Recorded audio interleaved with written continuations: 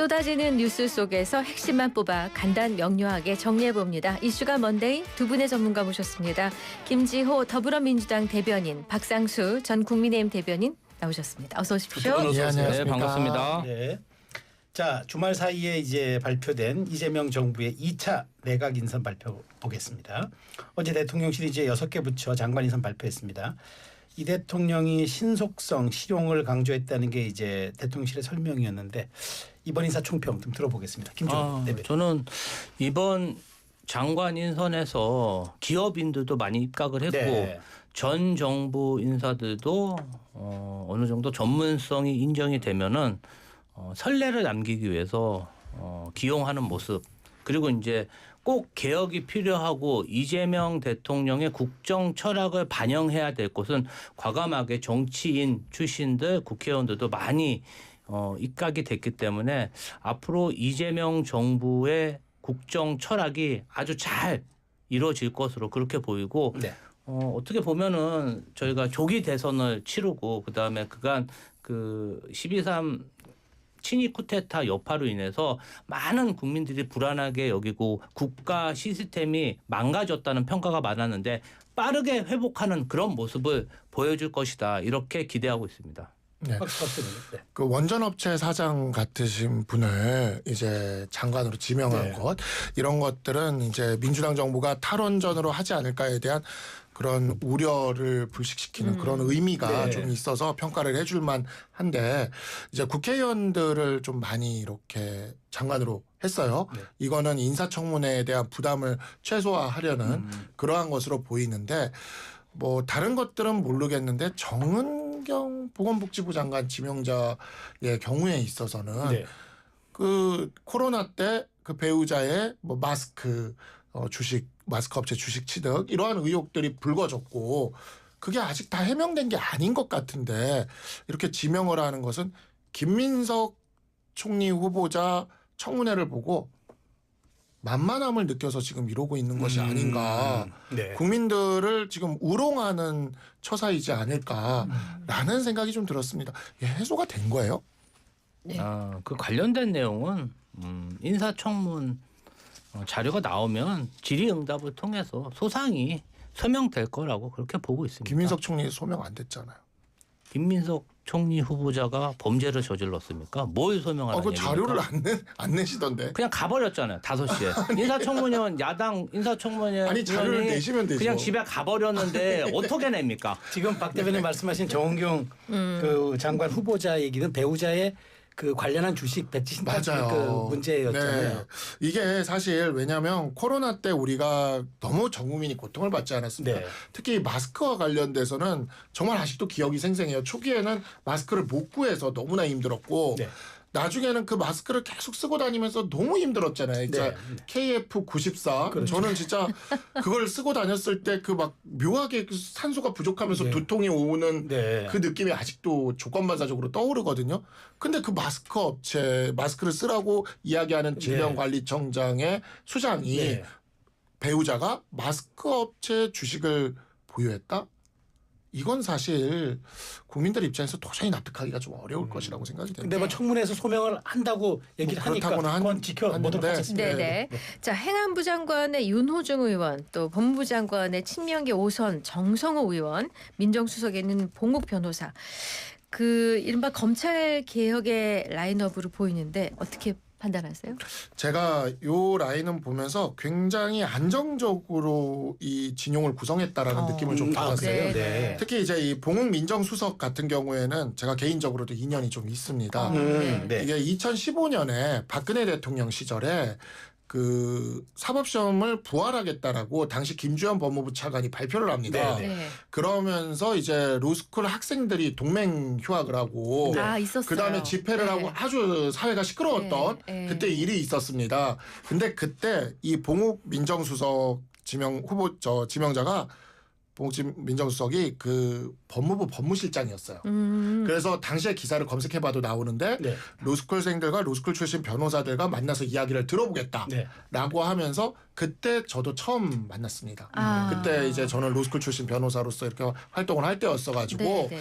근데 굉장히 합리적이고 갈등 상황에서 굉장히 조정을 하는 스타일이에요. 아. 그래서 당시에 그 박근혜 정부 때 박근혜 정부의 법무실장이었는데 법무부 법무실장이었는데 그때 사법시험 부활을 하겠다라는 거를 무산시켰고 그 과정에서 역할을 하셨고 그다음에 사법시험 출신과 그 과정에서 로스쿨 출신 간에 굉장한 좀 갈등이 있었는데 네. 이 당시 봉욱 법무실장님이 그거를 잘 좀 조율을 했어요. 아. 그래서 이 로스쿨 출신 변호사들의 단체가 있어요. 한국법조인협회라고 변호사 한 네, 네. 4,000명 정도가 가입된 제가 그 단체도 주도적으로 만들었었는데 그 단체에 그때부터 지금까지 상임 고문을 하고 계세요. 아, 그러시구나. 그래가지고 제가 네. 이제 요즘까지도 얼마 전에도 이거 지명되고 나서 축하드린다고 제가 그 문자도 드리고 그랬는데 네. 근데 굉장히 저는 그래서 이게 좀 이례적이면서도 독특한 인사다라고 느낀 게 어. 박근혜 대통령 법무실장 당시에 그 사법시험 부활과 관련돼서 그것을 이제 폐지하게 그거를 철회하게 하는데 나름의 역할이 있으셨고 두 번째로 문재인 정부 때 검수완박을 할 때 네. 이 네. 봉욱 민정수석 지명자가 검수완박 반대 성명을 문무일 전 총장과 함께 냅니다. 아, 그랬었죠. 그 당시 직위가 네. 뭐였죠?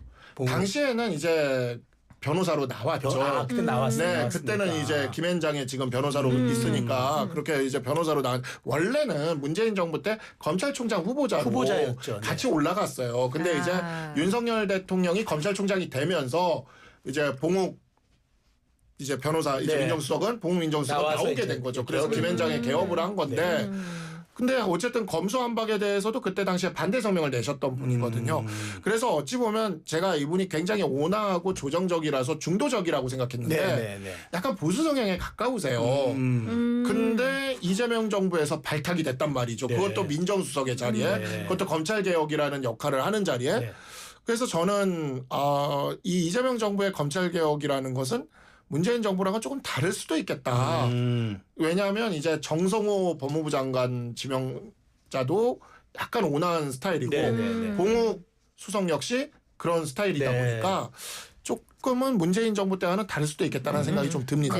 그래서 제가 여쭤보고 싶은 게 우리 김 대변인에게 이러다 보니까 이제 봉욱 수석을 임명하다 보니까 그러면 이제 기존의 그 민주당의 전통 지지층, 강성 지지층이 요구하는 검찰 개혁과 조금 다른 결과 속도로 검찰 개혁이 진행될 것 아니겠냐는 지금 일각의 전망이 나오고 있어요. 이제 하도 검찰의 지지층이 많이 당하고 네. 불신이 많다 보니까 그런 우려를 하시는 분도 계시다고 생각합니다. 그런데 흑묘백묘 검은 고양이면 어떻고 흰 고양이면 어떻겠습니까? 네.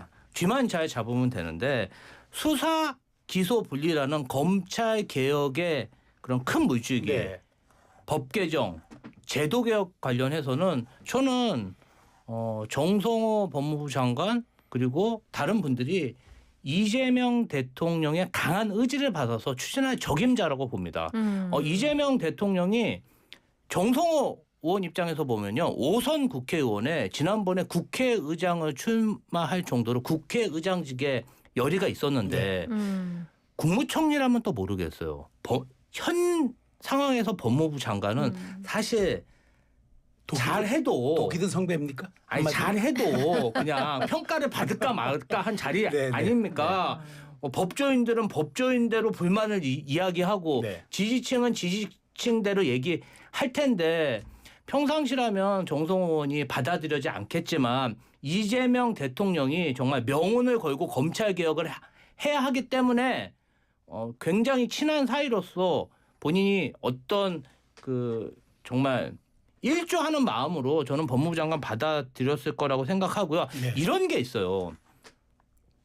개혁을 추진하더라도 그 구성원들의 이야기를 듣고 반영할 건 반영하고 이렇게 해야지 그냥 무턱대고 추진하다가 네. 오히려 검사들한테 당할 수가 있습니다. 실례로 보면요. 지금 권순정 대구고검장, 이종혁 광주지검장 새 정부가 들어서는 지 한 달도 안 되는데 벌써 항명 비슷한 반기를 들면서 기소 수사 분리에 대해서 뭐라 그럴까요? 뭔가 반대되는 의견을 공직자가 그냥 직격탄을 날리고 있거든요. 이게 어떻게 보면요 공직기강 회의의 한 사례로 볼 수 있습니다. 강대강 전략으로 이 사람들과 맞부딪히기만 하면은 잘못하면 검찰 개혁을 놓칠 수가 있기 때문에 저는 아주 잘한 인사로 보입니다. 아니 근데 이제 좀 전에 이제 그 중요한 얘기하셨. 정성호 의원이 평소 같으면 안 맡았을 텐데 이 대통령의 부탁으로 고심 끝에 받았다는 그런 얘기들은 아니 저는 그런 예상이 듭니다. 아, 제가 그렇게 직접 본 건 예상했죠. 아니니까. 예. 추측. 기소 수사 분리가 그렇게 중요하다고 얘기하면서 왜 특검은 기소와 수사를 융합시킵니까? 그러니까 이제 민주당도 이재명 정부도 알고 있는 거예요. 중요한 수사들에 있어서는 기소와 수사를 융합시키는 게 훨씬 낫다라는 것을 알고 있는 겁니다. 그래서 사실 이게 검찰개혁이라는 게 저는 이제 변호사 협회 부협회장까지도 했기 때문에 변호사 단체들에서도 늘 했던 얘기예요. 근데 문재인 정부에서 했던 검찰개혁, 그러니까 그런 도식적인 수사와 기소 분리라던가 경찰에게 모든 수사권을 주는 거라던가 이런 것들은 견제받지 않는 또 다른 거대한 권력을 만들 수가 있다는 측면에서 상호 견제가 이루어지는 형태로서 적절한 개혁이 필요하다는 거에 대해서는 변호사들도 다 동의를 하고 있는 사안이거든요. 그런 측면에서 저는 정성호 의원이나 봉욱 수석을 이렇게 임명한 것이 약간은 민주당에서 방향 전환을 하는 게 아닐까라는 생각을 기대를 조금은 해봅니다. 그러니까 뭐 기소청하고 수사청 분리한다. 그러니까 완전히 그렇게 간다기보다는 이제 검찰 개혁이라는 것이 좀 더 이제 수사가 제대로 이루어질 수 있도록 하고 사안별로 이렇게 될 수 있도록 하는 네. 그 현실적인 방향으로 여기서 내부의 법조계의 이야기를 좀 듣는 그래서 당시 검소한박에 있어서 저는 이제 검소한박 반대를 당시 변협 부협회장으로 굉장히 격렬히 네, 반대했던 네, 네. 사람이라 그때 제가 반대하면서 여기 이슈앤 피플에 한번 나왔어요. 아 그러셨어요. 네, 그때 당시에 여기 한번 네. 나왔었는데 네. 굉장히 반대했던 사람인데 저랑 같이 반대했던 검사 출신의 김종민 변호사라고 네, 있어요. 얘기하시죠. 네. 예, 근데 이 김종민 변호사가 봉욱 수석이 임명되는 걸 가지고 SNS에 글을 쓰는데 굉장히 인상적이에요. 그러니까 존경하는 선배 봉욱 변호사께서 전두환 대통령의 김재익 경제수석과 같은 역할을 역할을 달라. 해달라라는 아. SNS 글을 어젠가 쓰셨어요. 일종의 레드팀 얘기하는 거잖아요. 그렇죠. 레드팀. 그래서 저는 이런 점들에 있어서 뭐 저는 굉장히 잘된 인사라고 생각하고 조금의 기대감을 제가 좀 가져봅니다. 하나 네. 반박을 해야 될 것 같습니다. 네. 특검 같은 경우는 계속 지속되는 조직이 아니라 6개월 한시적인 조직이잖아요. 네. 국민적인 사항, 이례적인 사건에 대해서 수사하는 거라 검찰과 비교하는 것은 저는 어불성설이라고 생각하고요. 두 번째로는 방금 전에 정성호 법무부 장관 후보자가 식사 후에 기자들과의 잠깐의 질의응답에서 검찰청이라는 이름을 계속해서 쓸 수 있는 날이 머지않은 것 같다. 이런 발언을 했기 때문에 아까 정성호 법무부 장관 후보자가 돼서 뭔가 좀 이재명 정부와 국정철학과 다를 거라는 기대는 조금 전 잘못된 그런 기대라고 생각합니다. 마지막으로 이런 건 있어요. 수사 기소라는 대원칙 외에 검사들의 전관예우, 그다음에 검사들의 어떤 유학 연수, 그리고 다른 부처의 고위직으로 파견되는 각종 특혜들이 있습니다. 이런 것들에 대해서는 당과 지지층이 지속적으로 문제 제기해서 이런 것들의 특혜가 검사 특혜가 박탈되도록 지속적으로 감시해야 된다. 저는 그렇게 봅니다. 그러니까 두 분이 좀 온도차가 있는데 아니 요거까지 마. 예, 알겠습니다. 왜냐면은 그 박찬대 정청래 민주당 당대표 후보들 일성으로 그 추석 전에 검찰 개혁을 끝낸다라고 했거든요. 근데 막상 정성호 의원이 낙점이 되셨기 때문에 이게 아까 온도차가 느껴져 헷갈린다는 거죠. 두 분의 의견이 약간씩 다르잖아요. 네, 그러니까 이름을 바꾸는 거야. 정성호 의원이 얘기하는 거 이름을 바꾸는 거야. 바꿀 수 있다고 생각합니다. 이미 국가정보원 같은 경우에 중앙정보부에서 안기부에서 국정원으로 바뀌었지만 네. 역할이 그렇게 달라지지는 않았어요. 네. 네, 그러니까 이제 뭐 국내 정치 부분이나 이런 부분은 분명 달라진 부분은 있지만 그렇기 때문에 이름을 바꾸는 거에 대해서 뭐 그렇게 뭐 검찰 개혁이 이름을 바꾸는 게 중요하냐? 뭐 검찰을 모욕줘야겠다라는 생각으로 하는 거라면 모르겠는데 그게 그렇게 본질적인 문제는 아닌 것 같아요. 네. 근데 이제 검찰 개혁의 핵심이라는 것이 이제 검찰이 모든 것을 결정하는 게 문제라고 해서 경찰에 다 넘기면 경찰이 또 모든 것을 결정하는 게 문제가 그렇죠. 되거든요. 그러니까 이러한 부분들을 상호간에 좀 이렇게 견제가 이루어질 수 있도록 하는 구조로 좀 실질적으로 그 부분에 있어서는 변호사들이 늘 주장을 해왔던 거기도 해요. 그래서 그런 부분들에 있어서 좀 실질적인 모습으로. 근데 왜 문재인 정부의 과거 민주당의 검찰개혁에 대해서 비판을 했냐면 검찰은 무조건 싫으니까 그냥 경찰에 다 넘겨줘.